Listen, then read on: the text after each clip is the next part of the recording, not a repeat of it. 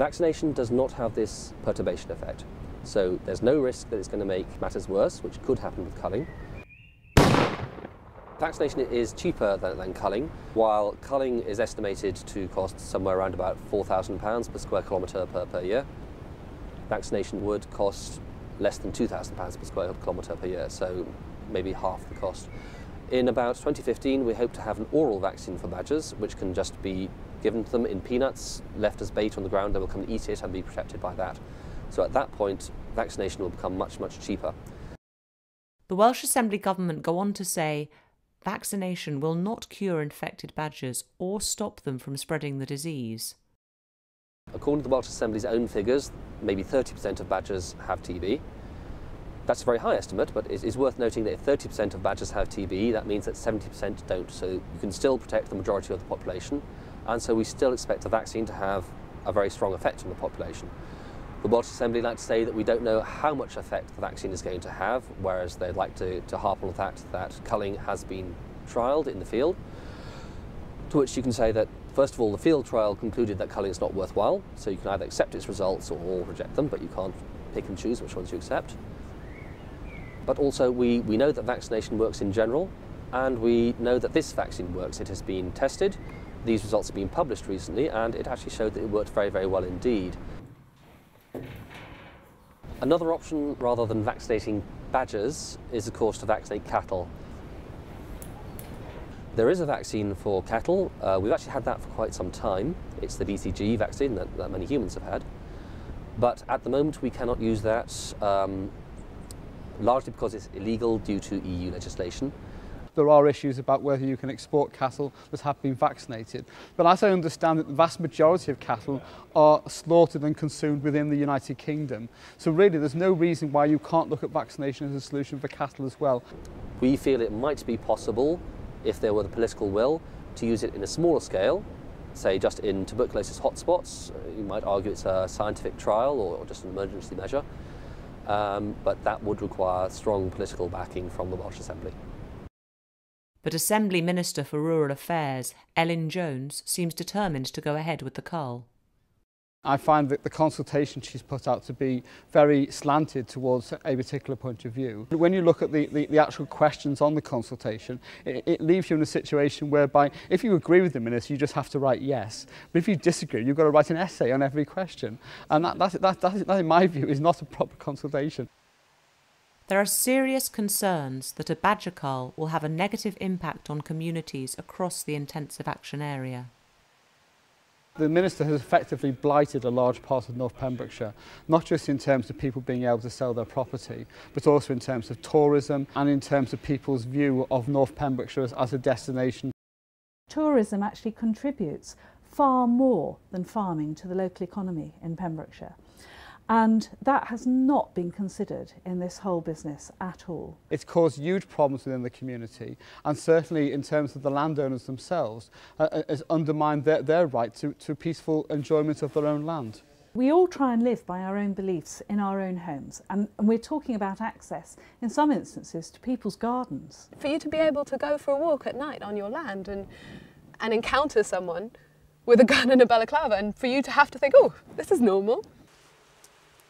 Felicia Ruperti is a member of Brith Deer Mawr farming community in Newport, Pembrokeshire.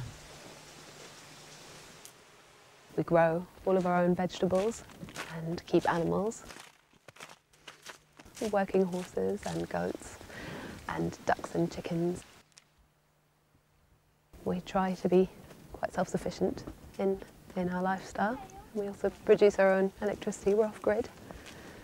And we try to live together harmoniously.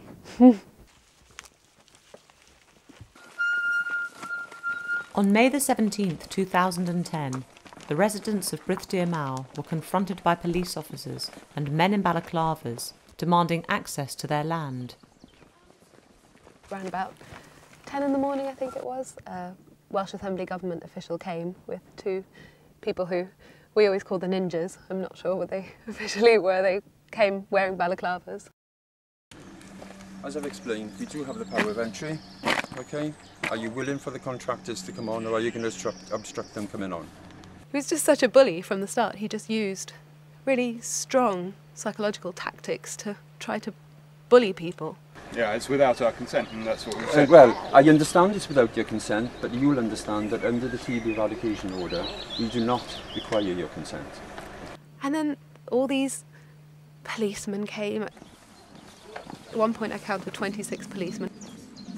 And then they had like riot vans, and they, like our whole house just suddenly looked like it was like in a drug raid or something. Shame on you. Shame on you. Phoned the Welsh Assembly Government to ask if we have the right to get them to remove their balaclavas so that we can check that it does match their ID. Oh, good point. And the woman at the Welsh Assembly said, please could they wait here and not enter our land until she has verified that. And she's going to ring back, and there's a co-op member waiting by the phone, and she will come up and tell you as soon as she gets the answer. But please could you wait at the gate? Do you want to go onto the land? We're asking now for cooperation. We hadn't done anything at all. They just arrested Tony and Dylan randomly. Arrest for obstruction, okay. They hadn't been violent. Well, I was shocked at the way that the government started to implement the Cull in North Pembrokeshire. I consider that to be not only heavy-handed, but an unreasonable use of government authority.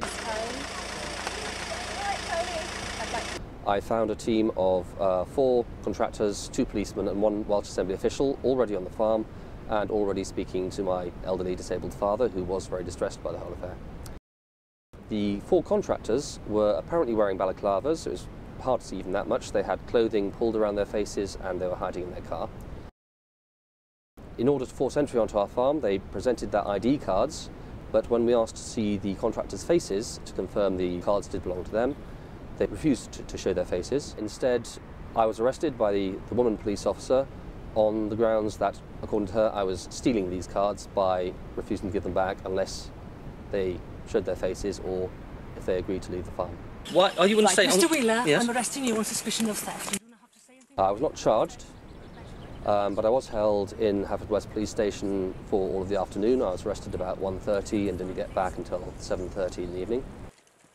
While I was not charged, it was admitted that I was innocent. They took my DNA, took all my details, my fingerprints, palm prints, asked me lots of questions about what my favourite pub was, and of course I now have a police record with all that.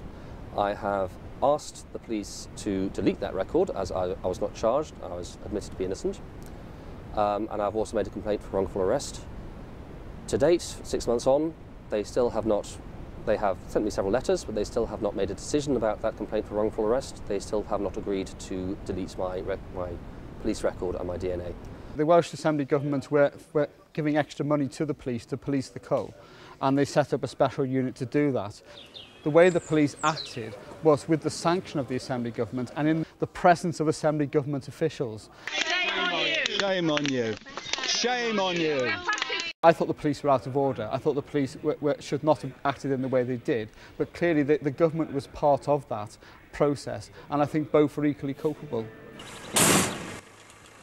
The solution is to try to find a way of combating BTB which the whole community can sign up to. If they trialled vaccination instead of a Cull, along with the cattle control measures in North Pembrokeshire, they would get the entire community signed up to that and cooperating with that particular way of doing things. Eradicating TB is a very noble cause and needs to be addressed, but we would prefer that this was done through tighter cattle controls, better biosecurity on farms and ultimately vaccination.